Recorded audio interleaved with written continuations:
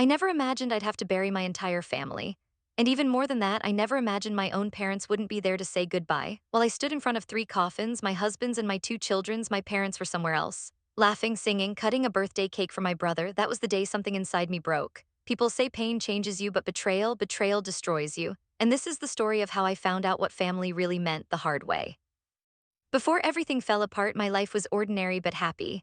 My name is Rachel, I'm 34, and I had the kind of life most people would envy. My husband, Mark, was my best friend, kind, funny, patient. We met in college, fell in love slowly, and built a home filled with laughter. We had two children, Ella 7 and Noah 4. My world revolved around them. We weren't rich or fancy, but we were happy.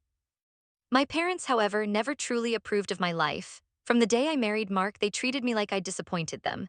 To them, Mark was beneath our family. My father often said, "You could have married someone with status, Rachel," and my mother would just sigh and look away. They were proud, image-obsessed people, the kind who cared more about what neighbors said than how their daughter felt. And the only one who could do no wrong in their eyes was my younger brother, Daniel, the golden boy. He didn't work, lived with them rent-free, and somehow was still the favorite. Everything in our family revolved around him, but I never complained. I thought love in time could fix the cracks between us. I thought family was supposed to forgive and support each other. I was wrong. It was a rainy Friday morning when everything changed. Mark had taken the kids to visit his sister while I stayed home to finish some work. A few hours later, I got the call: an accident, a drunk driver. Just like that, they were gone. My husband, my bobbies, my whole world disappeared in a single moment. I remember dropping the phone. My knees hit the floor. I couldn't breathe. Everything became a blur: police reports, funeral arrangements, endless silence. When I finally managed to call my parents, I thought they would rush to me, hold me, do what parents are supposed to do. But my mother's voice was calm, distant. "Oh, sweetheart, that's terrible," she said softly. Then she added words that froze my heart. "But you know, Daniel's birthday is this weekend. We can't cancel. Everyone's already invited." I thought I'd misheard her. I waited for her to say she was joking. But she was. My parents chose to keep their party plans instead of attending the funeral of their son-in-law and grandchildren. I told them the funeral would be Saturday morning. My mother said they'd try to make it after the party. They never came. That morning, I stood beside the graves, surrounded by Mark's family, our friends, even kind neighbors who barely knew us. But my own parents weren't there. As the coffins were lowered, I felt the last pieces of my heart shatter. That night, I saw photos online: my brother smiling, blowing candles, balloons floating, laughter filling the room. My parents stood proudly beside him, clapping and smiling. They didn't even send flowers.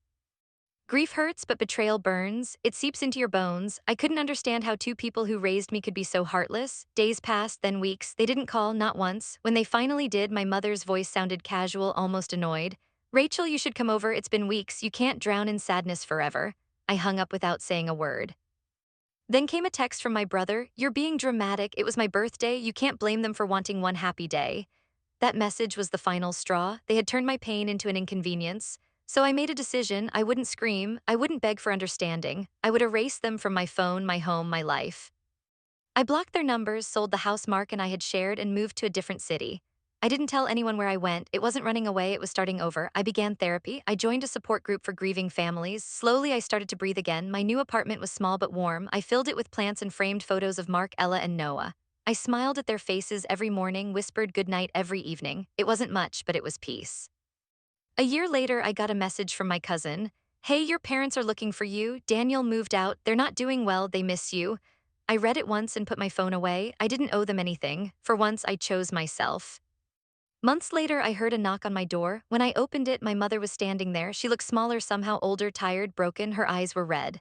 "Rachel," she whispered, "we made a mistake. Please, we want to see you." I stared at her, silent. I wanted to scream, to tell her how I'd cried alone that day, how I'd begged for her voice on the phone, how I had to stand at three graves with no family beside me.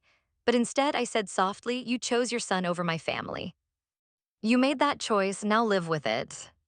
She started crying, trembling, but I didn't. I had no tears left for her. I simply closed the door slowly, not in anger but in peace. That moment wasn't about revenge, it was about release. After that day, they never reached out again. No calls, no letters, silence just like I wanted. And in that silence, I began to heal. I stopped waiting for apologies that would never come. I started speaking at support groups, telling my story to other people who'd lost everything. I watched their faces soften when they realized they weren't alone. Each time I shared my pain, I felt lighter. Because pain, when shared, starts to lose its power. Over time, I learned something I wish I'd known long ago. Family isn't just blood. It's the people who show up when life falls apart. It's the ones who stay when you have nothing left to give. I may have lost my husband and children, but I also discovered strength I never knew I had. I built a new family not by birth but by love and understanding. Sometimes I still think of my parents. I wonder if they ever feel regret when they look at my brother, who's still the center of their world. I wonder if they remember the day they skipped their daughter's greatest loss to eat cake and sing songs.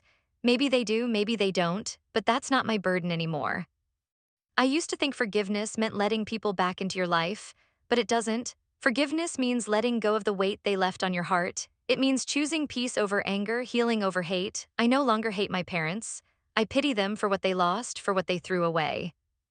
If you've ever been betrayed by the people you thought would stand by you, please remember this: their choices don't define your worth. My parents may have skipped the funeral, but they also skipped their chance to truly know their daughter, the woman who survived the worst kind of pain and still stood tall. Sometimes walking away is the revenge. Sometimes silence is louder than shouting. And sometimes peace is the only closure you'll ever need. I lost my family once, but I refuse to lose myself again. So if you're listening to this and you've ever felt abandoned by the ones who should have loved you the most, remember, you are not alone. You are stronger than the pain they left behind. And no matter who walks away, your story doesn't end there. Sometimes the most powerful thing you can do is simply keep living.